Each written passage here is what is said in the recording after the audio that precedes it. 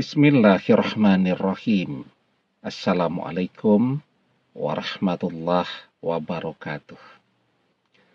Bapak-bapak, ibu-ibu, mas-mas, mbak-mbak, khususnya adik-adikku sekalian yang dirahmati Allah dimanapun Anda berada. Kembali di Iip Channel bersama saya Iip Wijayanto. Kali ini kita akan membahas tema saat seluruh pintu untuk kembali kepada mantan tertutup, agar ia yang datang mengetuk pintu rumahmu. Jadi kita merasa semua pintu, semua jalan untuk bisa kembali kepada mantan sudah tertutup ya. Kalau sekedar mantan memblokir media sosial kita, telepon kita, selama nomornya tidak berubah ya, akun media sosialnya tidak dia hapus, rumahnya tidak dia pindah, dan yang paling penting dia masih sendiri, masih ada harapan, masih ada cara untuk bisa mendekati dia, mengejar dia agar dia bersedia kembali kepada kita ya. Kita bisa buat akun media sosial baru, kita bisa beli nomor telepon baru kalau persoalannya hanya diblokir media sosial dan nomor telepon.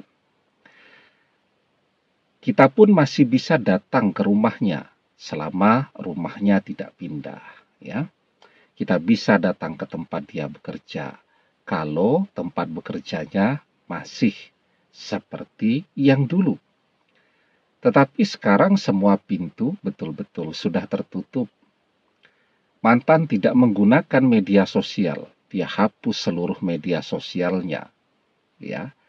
Mantan mengganti nomor teleponnya. Bahkan dia pindah rumah, pindah tempat kerja, pindah kota. Dan yang lebih penting lagi, sekarang bersama dia ada orang ketiga. Dan orang ketiga ini ya tidak hanya menjadi pendamping mantan tetapi menjadi admin teleponnya mantan, karena kalaupun kita bisa mendapatkan nomor telepon mantan yang baru, teleponnya yang pegang selalu orang ketiga. Begitu juga keluarganya menolak kita sangat keras. Orang tuanya sangat tidak menyukai kita. Semua pintu betul-betul sudah tertutup bagi kita untuk bisa mendapatkan mantan kembali. Jika demikian, pilihannya kan cuma dua. Terus berusaha agar mantan kembali atau belajar untuk mengikhlaskan mantan, belajar untuk melupakannya. Kalau belajar untuk melupakannya, artinya kita tidak perlu berusaha lagi. Tetapi ketika kita masih ingin mendapatkan dia kembali, ketika semua pintu-pintu untuk kembali tadi sudah ditutup rapat-rapat dari kita, maka apa yang bisa kita lakukan? Nah, sebelum kita bahas lagi lebih jauh, jangan lupa yang belum subscribe untuk memencet tombol subscribe dan menyalakan lonceng notifikasi agar Anda selalu mendapatkan pemberitahuan video-video terbaru dari channel kesayangan kita ini. Dengan subscribe, doa-doa kita selalu terhubung sehingga kita selalu bisa berdoa bersama-sama ya. Dan jangan lupa subscribe itu gratis ya. Nah, jadi apa yang bisa kita lakukan? Jadi satu hal ya, memang seringkali yang namanya cinta itu semakin kita kejar-kejar. Larinya semakin cepat. Semakin kita kejar-kejar, justru dia semakin menjauhi kita. Semakin kita memohon, semakin cinta itu jual mahal kepada kita. Itulah cinta. Ya. Nah, tetapi ketika kita abaikan, justru seringkali cinta atau orang yang kita cintai itu kemudian berbalik mengejar-ngejar kita kembali. Nah, seperti itulah kira-kira ya. Nah, sekarang apa yang bisa kita lakukan? Ya, ketika memang sudah tidak ada satu hal pun yang masih bisa kita lakukan untuk mengejar-ngejar mantan, apalagi yang mau kita kejar? Ya, paling kita bisanya merenung, berhayal, menangis, menyendiri, bersedih, ya. Ya, seperti itulah yang bisa kita lakukan. Kan sayang waktunya. Sekarang kita kembali ke kehidupan kita. Bekerja. Kalau yang masih pendidikan, kuliahnya diselesaikan. Keuntungannya banyak kok. Ketika mantan kembali, ketika kita sudah mandiri, apalagi kalau kita sudah kaya, itu akan memudahkan jalan kita untuk mendapatkan restu dari orang tua mantan. Ya. Kemudian ketika kita mandiri, kan itu juga mengurangi beban orang tua kita. Ya. Dan ketika kita mandiri, kita bisa bermanfaat untuk lebih banyak orang-orang yang ada di sekitar kita. Nah, itu manfaatnya. Dan ketika memang mantan itu adalah jodoh kita, jangan lupakan bahwa cinta itu juga butuh biaya kan? Pernikahan butuh biaya. Belum pernikahan nih, baru melamar, itu sudah butuh biaya. Menikah butuh biaya. Setelah pernikahan, kan persoalan tidak selesai di situ, akan lanjut terus tuh. Pengantin baru butuh biaya, di mana akan tinggal, butuh uang beli perabotan ya. Nanti istri menjalani kehamilan, butuh biaya, melahirkan, punya anak dan seterusnya. Nah, itu kuncinya harus kita punya dulu, kemandirian. Karena itu kembali ke kehidupan kita, kerjakan yang harus kita kerjakan, kejar yang seharusnya kita kejar, yakni cita-cita kita. Nah, kemudian yang kedua ya,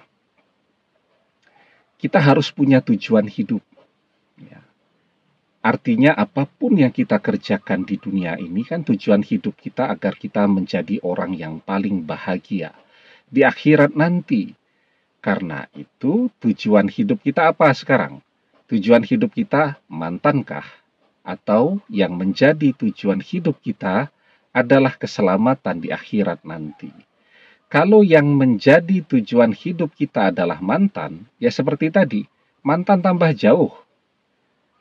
Tetapi ketika yang menjadi tujuan hidup kita akhirat, maka mantan yang akan datang sendiri kepada kita. Di dalam sebuah hadis ya, kita diajarkan man kanatid dunya hammahu farraqallahu alaihi amrohu wa ja'ala faqrahu baina ainaihi wa lam ya'tihi minad dunya illa ma kutiba lahu wa man kanatil akhiratu niyatahu jama'allahu lahu amrohu wa ja'ala ghinahu fi qalbihi wa atadhud dunya wa hiya rahimatun. Barang siapa tujuan hidupnya adalah dunia, maka Allah akan mencerai-beraikan urusannya, menjadikan kefakiran di kedua pelupuk matanya, dan ia tidak mendapatkan dunia, kecuali menurut ketentuan yang telah ditetapkan baginya.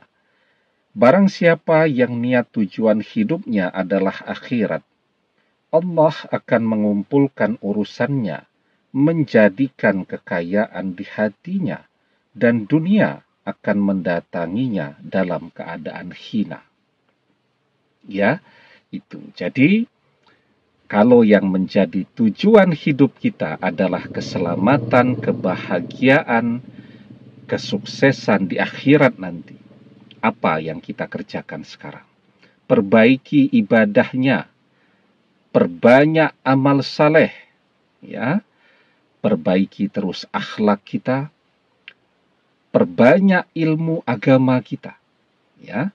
Kemudian memperbanyak mengerjakan hal-hal yang bermanfaat untuk orang lain seperti sedekah, berzakat, ya, membantu orang-orang yang susah, dan seterusnya. Nah, ketika yang menjadi tujuan hidup kita adalah mantan akan semakin menjauhi kita. Tetapi ketika yang menjadi tujuan hidup kita adalah akhirat, yang kita kerjakan seperti tadi, memperbaiki ibadah, memperbanyak ibadah sunnah, dan seterusnya, maka insya Allah mantan yang akan datang sendiri untuk minta kembali bersama kita lagi, insya Allah. Karena itu, perbaiki ibadah kita, isi waktu kita sekarang. Kalau kita sudah beres bekerja kan waktunya masih banyak. Isi waktu kita dengan ibadah, dengan amal saleh, dengan hal-hal yang bermanfaat, baik untuk diri kita juga untuk orang lain. Maka insya Allah secara otomatis mantan yang akan datang ke kehidupan kita kembali. Demikian, semoga bermanfaat. Wallahu a'lam bissawab, billahi taufik wal hidayah. Assalamualaikum warahmatullahi wabarakatuh.